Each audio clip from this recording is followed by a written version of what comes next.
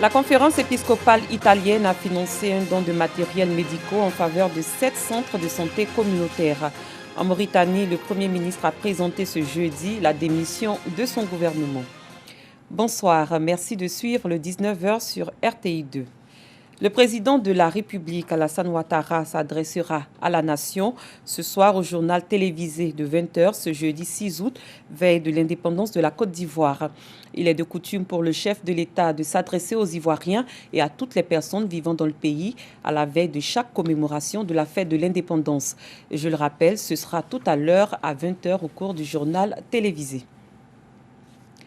7 centres communautaires du pays ont été dotés de matériel médicaux, du matériel financé par la conférence épiscopale italienne à hauteur de 100 millions de francs CFA. La remise de ce don s'est faite hier à la paroisse Saint-Laurent dans la commune de Yopougon, Dangui.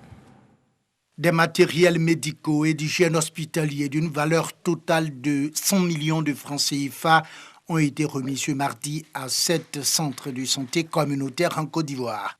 Je pense que ces dons sont bien arrivés parce que nous sommes dans un centre qui s'occupe de la communauté autour de nous. On fait beaucoup plus de social.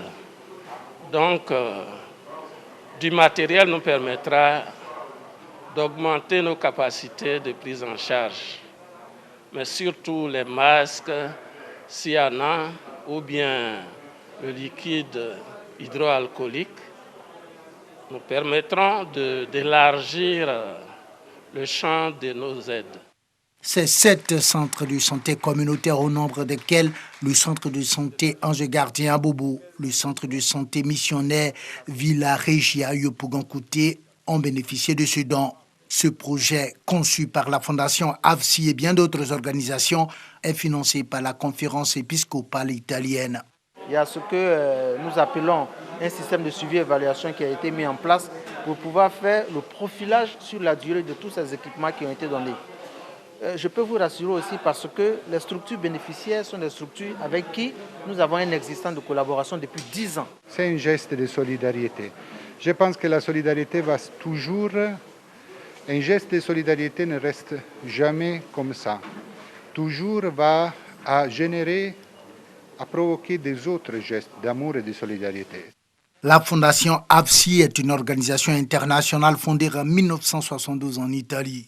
Sa mission, soutenir le développement humain dans les pays en développement à travers l'éducation et la promotion de la dignité de la personne humaine. Les artisans de la commune de Cocody, notamment les caméramens et les photographes, ont décidé de donner de leur sang pour sauver des vies. C'est à l'initiative de la Fédération des esthéticiennes dynamiques de Côte d'Ivoire. L'opération réalisée par le Centre national de transfusion sanguine s'est déroulée ce jeudi au lycée Sainte-Marie à Cocody. L'objectif est de recueillir 1000 poches de sang. C'est reparti avec Dangui. Des photographes et caméramens de la commune de Cocody immortalisent leur participation à cette opération de don de sang initiée par la Fédération des esthéticiennes dynamiques de Côte d'Ivoire. Leur mot d'ordre, donner de leur sang pour sauver des vies. Je suis très heureux de pouvoir, une fois dans ma vie, sauver quelqu'un qui en souffre. C'est pour cela que j'ai décidé de donner mon sang. Il n'y a pas de moyens pour pouvoir donner l'argent pour Covid, mais si je donne mon sang, vraiment, c'est une grande plaisir pour pouvoir sauver la vie. Cette mobilisation de ces artisans répond aux besoins croissants de poches de sang dans les centres de santé, un besoin exacerbé par la crise sanitaire. Nous sommes encore toujours dans l'élan de la solidarité. On a besoin de sang pour sauver des vies. Et beaucoup de gens perdent la vie par manque de sang, malheureusement. Cette opération de don de sang est réalisée par une équipe du Centre national de transfusion sanguine. Objectif, récolter 1000 poches de sang durant cette opération. C'est la semaine nationale de la propreté, une idée du ministère de l'Assainissement et de la Salubrité. À cette occasion, la mission islamique Ahmadiyya et l'ONG Humanity First Côte d'Ivoire procèdent à une opération grand ménage. Au quartier Pays-Bas de Yopougon-Jesco, 40 volontaires débarrassent une ruelle transformée en dépotoir par les riverains. Une façon pour ces organisations de sensibiliser les populations à assainir leur environnement. Clément Beaucoup. 40 volontaires de la mission islamique Ahmadiyya et de l'ONG Humanity First en pleine opération Grand Ménage au quartier Pays-Bas de Yopougon-Jesco. Objectif, assainir le cadre de vie des populations et les sensibiliser à garder leur environnement propre. Pour la commémoration de cette semaine nationale de la propriété, en tant qu'ONG caritative, il est réellement de notre devoir de participer à cette semaine. Donc, le site que vous voyez derrière nous, en réalité, c'est une voie. Mais malheureusement, il a été colonisé par des ordures. Donc nous nous mettons à la tâche ce matin pour la déblayer. Et j'ose espérer qu'après ce coup de balai, les responsables de la communauté vont essayer de causer avec les riverains, dans le sens qu'ils ne puissent plus recoloniser encore ce site. La propriété, ce n'est pas l'affaire du gouvernement seulement. La population doit participer à 80, je peux dire à 98%, puisque la saleté, c'est fait par la population. Et nous voyons souvent des gens, ils prennent les poubelles dans les caniveaux, ils vont y jettent. Alors qu'il y a des dépotoirs d'ordures mis spécialement par les agents municipaux. Donc si tout le monde, la population respecte cela, alors déjà nous avons la propriété à 98%. Et les 2% maintenant qui restent, les services d'hygiène maintenant qui ramassent les ordures et trouver là où on doit déposer. Plusieurs actions caritatives ont été menées par l'association Ahmadiyya au profit des populations du quartier Pays-Bas de Yopougon-Jesco, dont une école primaire. Cette association compte construire pour l'année prochaine un collège au profit des habitants de ce quartier. L'Association des églises adventistes du 7e jour, division Afrique de l'Ouest et du Centre, a décidé de réhabiliter les latrines de certains établissements et en construit pour d'autres. Il s'agit des groupes scolaires Opounon, Anikro et l'EPP Palmeraie dans l'inspection primaire publique d'Abobo. Coût de l'opération, 27 millions de francs CFA. Nous poursuivons avec Clément Beaucoup. En Côte d'Ivoire, certaines écoles ne sont pas encore dotées de toilettes. Pour celles qui en bénéficient, la vétusté des installations rend ces endroits peu fréquentables. Conséquence, l'on assiste à la défécation à l'air libre des apprenants, entraînant ainsi de nombreuses maladies.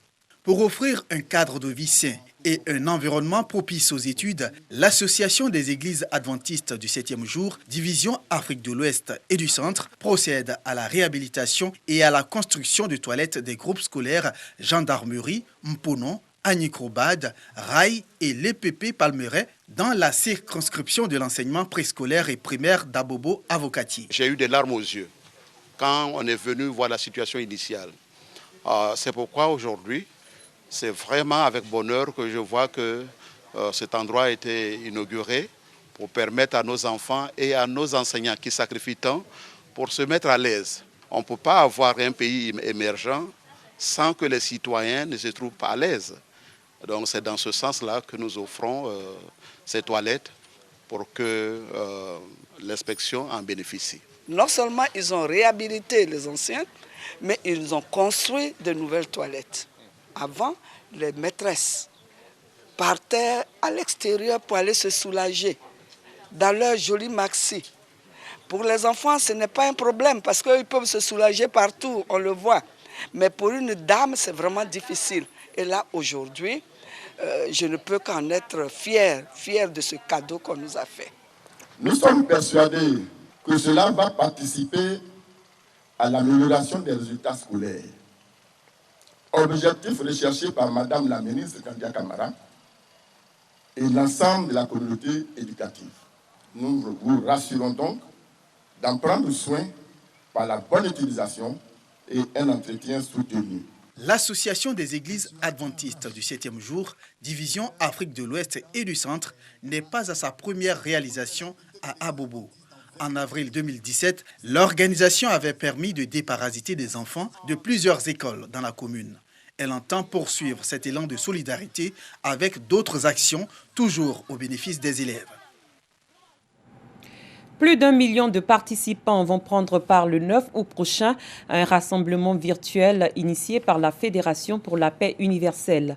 Au cœur de ce rendez-vous, des questions de paix pour un monde meilleur. Il s'agira également de réfléchir à des solutions dans un contexte de crise sanitaire liée à la pandémie à Covid-19.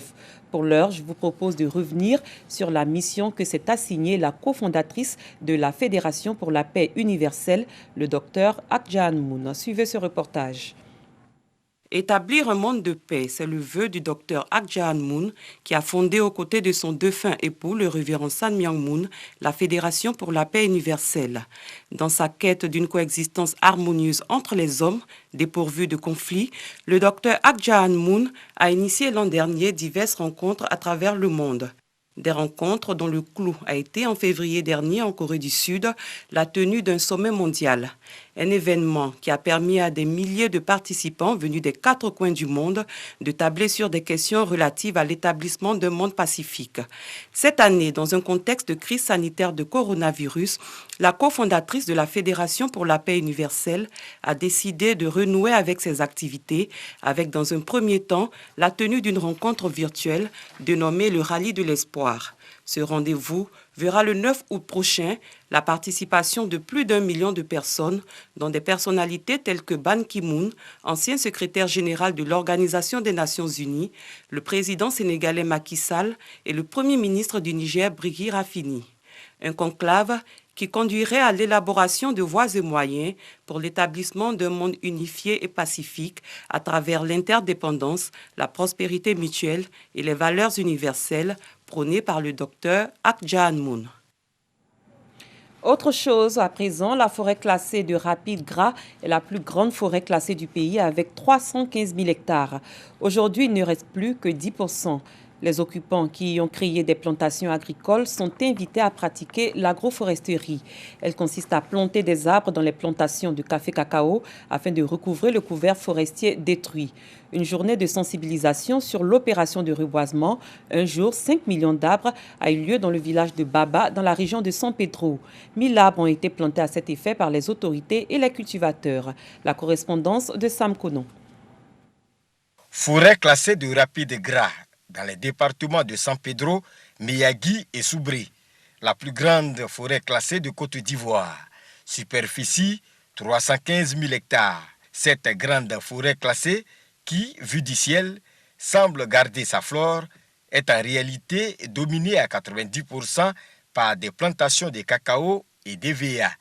Face à la menace de disparition de cette forêt classée, les occupants ont été sensibilisés à l'agroforesterie, qui consiste à planter des arbres dans les plantations de café et de cacao.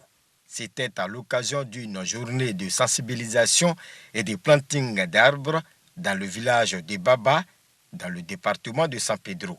Nous avons voulu montrer à la population, aux planteurs qui sont dans cette forêt classée de Rapide Gras, qui était au départ à 315 000 hectares, qui est détruite à près de 90%, qui peuvent rattraper les arbres qu'ils ont détruits. Donc on les invite à planter chaque année des arbres pour pouvoir reconstituer le couvert végétal. Nous allons repasser régulièrement pour voir si les arbres que nous avons mis en terre sont là. Les occupants de Rapide Gras reconnaissent le tort fait à cette forêt classée et ils s'engagent à la sauvegarder à travers l'agroforesterie. Nous sommes dans la forêt, regardez, ça vaut 20 ans. On a coupé beaucoup d'arbres. Nous ne savons pas avant que ce cacao pouvait pousser en bas des arbres. Mais maintenant, on a compris qu'on doit planter. Donc, on va commencer à faire un peu. Par cette opération de planting à travers les champs déjà existants, ce que l'on appelle l'agroforesterie, nous allons pouvoir retrouver toute la superficie de cette forêt qui est largement détruite. Je demande donc aux populations de s'approprier de cette activité pour que le cacao et les bois puissent vivre et que l'environnement puisse être sain pour tout le monde. Pour 2020, ce sont au total 127 000 hectares qui seront plantés. À l'étranger, un an après sa nomination, le Premier ministre mauritanien Ismaël Ould Beda Ould Cheikh Sidiya a présenté ce jeudi la démission de son gouvernement. Elle intervient au lendemain de la remise à la justice du rapport d'une commission parlementaire sur la gestion de son prédécesseur qui mettrait en cause plusieurs ministres. À la suite de cette démission, le chef de l'État mauritanien a nommé Mohamed Ould Bilal pour lui succéder et l'a chargé de former un gouvernement. Le président français Emmanuel Macron a atterri ce jeudi 6 août à Beyrouth, la capitale du Liban, ravagée par une double explosion survenue sur le port mardi 4 août. Ces explosions ont causé la mort d'au moins 135 personnes et près de 5 000 blessés. Quelques 25 000 Français vivent au Liban. La France a annoncé l'envoi d'un détachement de la sécurité civile, 55 personnes, 15 tonnes de matériel et 6 tonnes de matériel sanitaire, ainsi qu'une dizaine de médecins urgentistes. Des entretiens avec le président libanais Michel Aoun, le Premier ministre Hassan Diab et le président du Parlement Nabi Berri sont notamment au programme de sa visite. Je rappelle que le président de la République, Alassane Ouattara, s'adressera à la nation. Ce sera ce soir lors du journal télévisé de 20h sur RTI1, ce jeudi 6 août, veille de l'indépendance de la Côte d'Ivoire. Il est de coutume pour le chef de l'État de s'adresser aux Ivoiriens et à toutes les personnes vivant dans le pays à la veille de chaque commémoration de la fête de l'indépendance. Cette édition est terminée. Merci de votre aimable attention. Très bonne soirée. À demain pour une autre édition.